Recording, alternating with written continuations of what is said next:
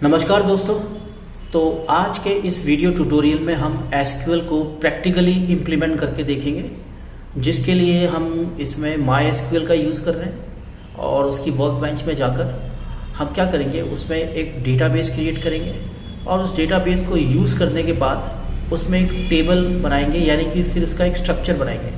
अब हम इसमें क्या कर रहे हैं कि एम्प्लॉई के बारे में इंफॉर्मेशन रखेंगे कि हमने एक एम्प्लॉई की टेबल बनानी है और उस टेबल को बनाने के लिए सबसे पहले हमें एम्प्लॉय की एक स्ट्रक्चर बनाना पड़ेगा, यानी कि स्कीमा बनाना पड़ेगा। तो स्कीमा को बनाने के लिए हमें उसमें कुछ कंस्ट्रेंट भी डालने पड़ेंगे, यानी कि कुछ प्राइमरी कीज बनानी पड़ेंगी और कुछ डेटा टाइप भी आपको डिफाइन करने पड़ेंगे। फिर हम उसमें क्या करेंगे, कुछ वैल्यूज को इंसर्ट करेंगे और डिफरेंट टाइप से सेलेक्ट कमांड को यूज करके देखेंगे उस टेबल में। तो अब हम चलते हैं आपका एसक्यूएल में वर्क बेंच।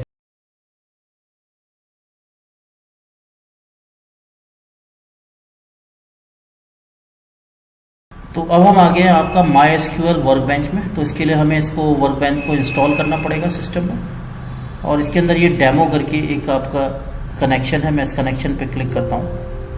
तो जैसे ही मैं इस पर क्लिक करूँगा तो हमारा ये आपका स्क्रीन ओपन हो जाएगी। तो इसके अंदर हम देख रहे हैं यहाँ पे ये स्कीमाज है। तो इस स्कीमाज में क्या होता है, हमारा डेटाबेस रहता है, कोई भी डेटाबेस रहेगा वो इसके अंदर रहेगा। मैं इस कमांड को हटा देता हूँ फिलहाल। तो ये क्या है, हमारा एक ऑलरेडी इसमें एक आपका एक डेटाबेस बना हुआ है और उसके अंदर अगर हम यहाँ क्लिक करेंगे तो उसके अंदर ये टेबल भी बनी हुई है। ठीक है, ये इसकी डिटेल दिखा रहा है, टेबल जैसी भी है। अब इसके अंदर अगर हम कोई नई टेबल बनाना चाहते हैं तो हमें यहाँ पे लिखना पड़ेगा। तो टेबल बनाने से पहले हमें एक डेटाबेस क्रिएट करना पड़ेगा, क्योंकि हम एक नए डेटाबेस में शुरुआत से बना रहे हैं। तो हम इसमें लिखेंगे क्रिएट डेटाबेस। तो सबसे पहले हम इसमें एक डेटाबेस क्रिएट कर रहे हैं, यानी कि जिसके अंदर हम टेबल्स बना सकते हैं कई। और उस डेटाबेस का मैं नाम दे देता हूं कुछ, जैसे कि ABC लिमिटेड। ये मैंने इसका नाम दे दिया और इसको मैं सेमीकोलन से क्लोज कर देता हूं। अब जब हम इसको चलाना चाहते हैं तो हमें इसको सेलेक्ट करना पड़ेगा पहले, ऐसे करके। देखिए, सबसे पहले हम इसमें क्या बना रहे हैं, डेटाबेस। तो ऐसे करके सेलेक्ट करेंगे इसको और यहां से कर देंगे रन। तो देखिए, अगर ये नीचे हरा निशान आ जाता है तो इसका मतलब हमारा ये आपका डेटाबेस क्रिएट हो गया। मैं यहां से रिफ्रेश करता हूं इसको, तो आप देखेंगे यहाँ पे ये आपका एक डेटाबेस भी बनकर आ गया, जिसके अंदर अभी कोई टेबल नहीं है। जैसे इसके अंदर तो टेबल थी, इसके अंदर कोई टेबल नहीं है अभी। अब इसके अंदर अगर हम टेबल बनाना चाहते हैं तो हमें इसको यूज करना पड़ेगा। सबसे पहले यूज ABC लिमिटेड, ये हमारा क्या होगा, इसमें यूज होगा। अब हम इसको सेलेक्ट करेंगे, रन करेंगे तो ये देखिए ये आपका यूज हो जाएगा। अब मैं इसको करता हूँ रिफ्रेश यहाँ से, तो ये देखिए ये हमारा यूज हो चुका है डेटाबेस। अब हम इसके अंदर कोई टेबल बना सकते हैं, यानी कि अगर इसके अंदर हम टेबल बनाना चाहते हैं तो हमें इसको यूज करना जरूरी है, नहीं तो वो आपका बताएगा कि कौन से डेटाबेस में आप बनाना चाहते हैं, ये पूछेगा। अब यहाँ से हम इसमें टेबल बनाएंगे। तो टेबल के लिए हमें इसमें कुछ उसकी कंस्ट्रेंट्स और डेटा टाइप भी डिसाइड करने पड़ेंगे। मान लो अगर हम कोई एम्प्लॉय की टेबल बना रहे हैं तो एम्प्लॉय में क्या होगा, एक एम्प्लॉय ID हो सकता है आपका, उसका नेम हो सकता है, फर्स्ट नेम सेकेंड नेम हो सकता है।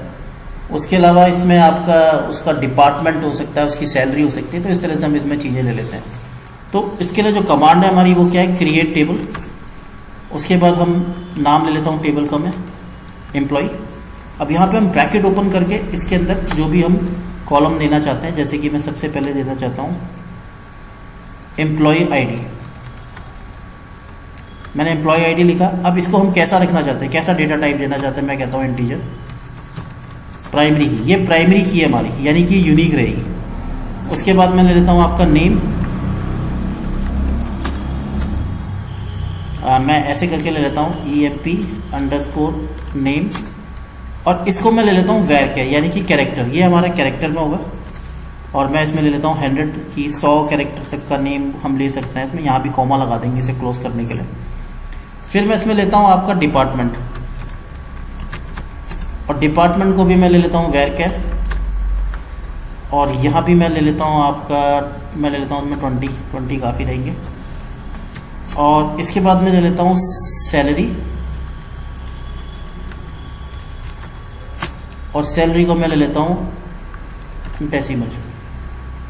डेसिमल, यानी कि इसमें पॉइंट्स में भी आ सकती है सैलरी, बेसिकली कहने का मतलब ये है। तो ये हमने अपनी बना दी है टेबल। यहाँ पे मैंने इसको क्लोज भी कर दिया है। तो अब हम इसको देखते हैं कि क्या इसमें गलती है कि क्या इसमें सही है। तो ये प्राइमरी की है हमारी, एम्प्लॉय आईडी इज इंटीजर वैरचर, और ये हमारी सैलरी बन गई। और इसको अब हम क्या करते हैं, आपका चला के देखते हैं। तो चला के देखने के लिए हमें इसे एक बार बंद करना पड़ेगा। मैंने इसको यहाँ पे भी बंद करना है, सॉरी, ये यहाँ पे बंद होगा आपका। तो ये अब टेबल, क्योंकि यहाँ पे ओपन थी, यहाँ पे क्लोज हुई है, तो कॉमा कॉमा और लास्ट में इस तरह से बंद हुई। अब मैं इसको सेलेक्ट करूंगा और क्या कर दूंगा, आपका रन।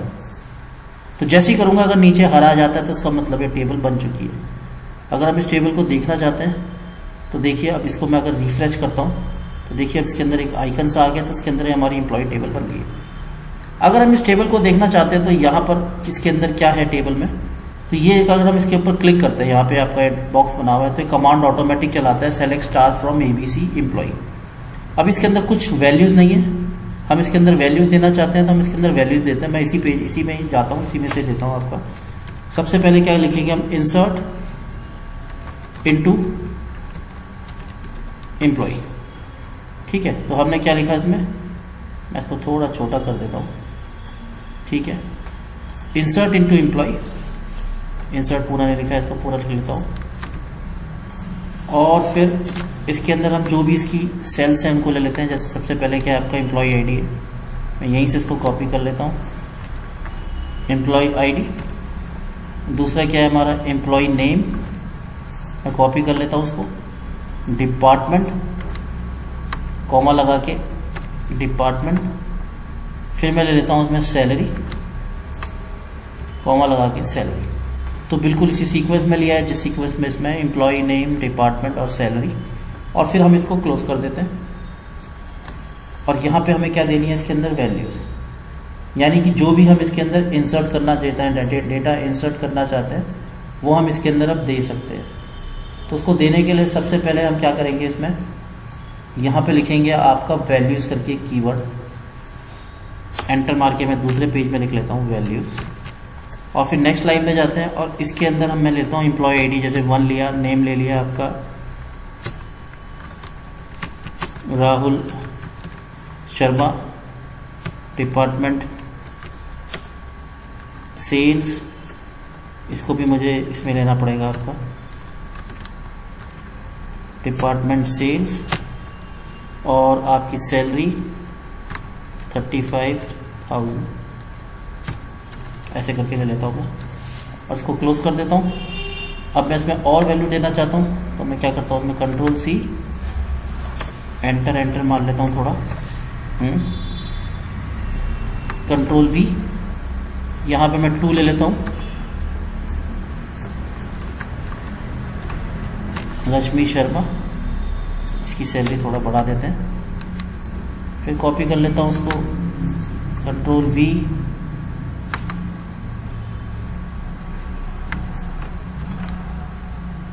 सारा अली, डिपार्टमेंट चेंज कर देते हैं इसका,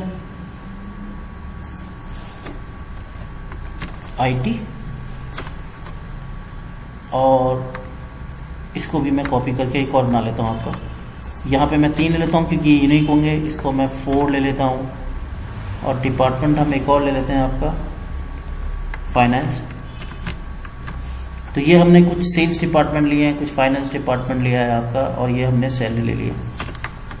ठीक है, और इसको भी मैं थोड़ा अलग अलग कर देते हैं, आपका सैलरी हो गई है। तो अब हम इसको डेटा को ऐड करना चाहते हैं, तो यहाँ से मैंने इसको क्लोज कर दिया।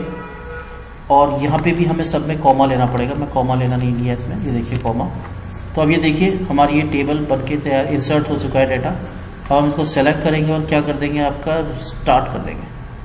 यहाँ से सिलेक्ट करके इसको स्टार्ट कर देना। तो देखिए अगर ये नीचे हरा आ जाएगा तो इसका मतलब ये टेबल हमारी बन चुकी है। तो ये नीचे हरा आ गया तो ये टेबल हमारी बन चुकी है। अब हम इसको अगर देखना चाहते हैं तो अगर हम इसी कमांड को दोबारा चलाते हैं, सेलेक्ट स्टार, यहाँ पे हो ही रखी थी वो, मैं इसी को फिर से कर देता हूँ स्टार्ट।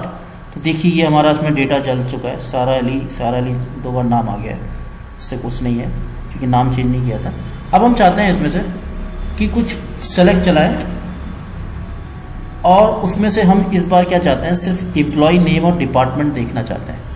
तो हमें क्या करना पड़ेगा, इस सेलेक्ट कमांड के अंदर जाके यहाँ पे क्या लेना पड़ेगा हमें, एम्प्लॉय नेम, ये अपने आप उसने स्पेसिफिक बता दिया। और हम डिपार्टमेंट, अगर हम ये दो चीज़ें लेके चलाएंगे तो ये सिर्फ इन दोनों को ही दिखाएगा। अगर मैं इसको रन करता हूँ आपका रन, तो ये देखिए आपका ये दो ही चीज़ें दिखा रहा है।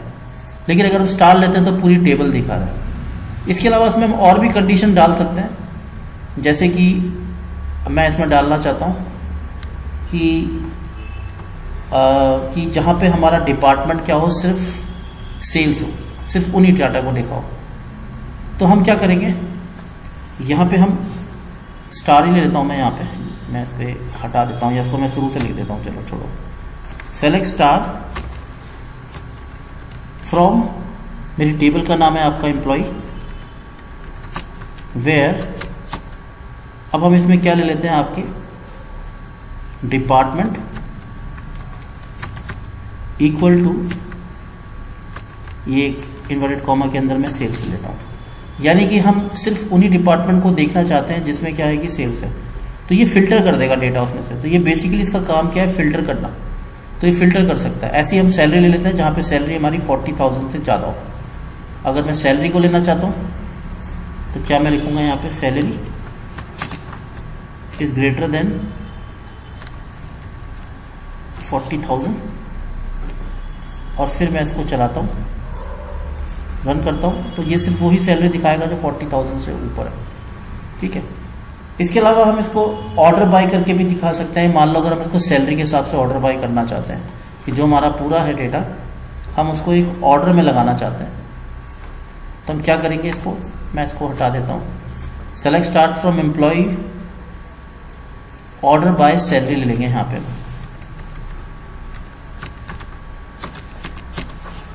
Order by salary. और किस तरह से आप चाहते हैं इसको, अगर डिसेंडिंग ऑर्डर में चाहते हैं तो डिसेंडिंग, और अगर हम इसको चलाएंगे तो ये क्या करेगा, आपका सिर्फ आपकी सैलरी का डिसेंडिंग ऑर्डर में चला देगा, है ना। हम दूसरा चला लेते हैं, इसमें एक बार फिर से करके देखते हैं। सेलेक्ट, अगर हम इसमें चाहते हैं आपका एम्प्लॉय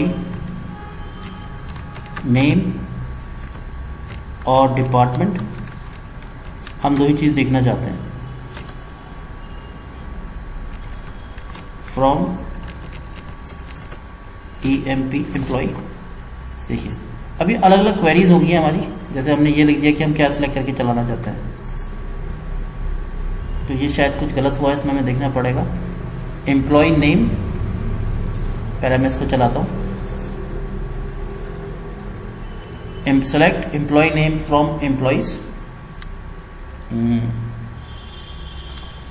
क्या कर, तो ये इसमें हमने टी जोड़ना है, तो हम इसमें ना टी जोड़ देते हैं और फिर इसको रन करते हैं। तो ये हमारा चल चुका है, आप देखिए।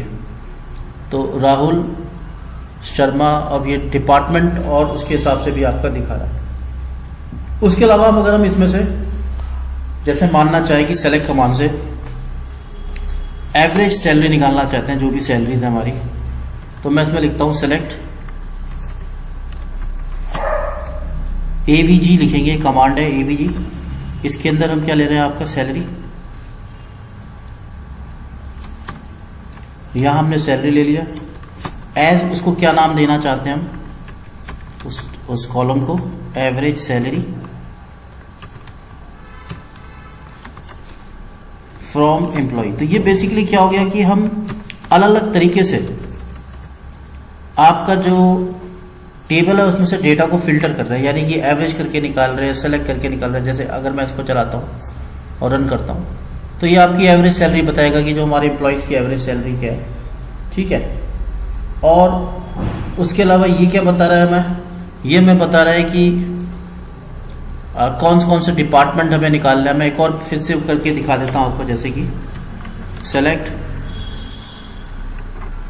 स्टार फ्रॉम टेबल, मैं इसमें स्टार ही लेता हूँ अभी, sorry, from employ,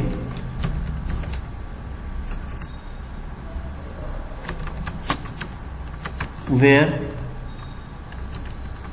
salary is greater than 40,000।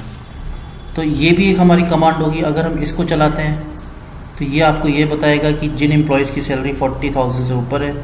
अगर हम बीच वाले में जाते हैं तो ये हमको बताएगा कि एवरेज सैलरी क्या है। तो ये सेलेक्ट कमांड को हम अलग अलग तरीके से यूज़ करके आपका अपनी टेबल में यूज़ कर सकते हो। आप इसको बना के देखिए, then you will understand it much better. Thank you very much.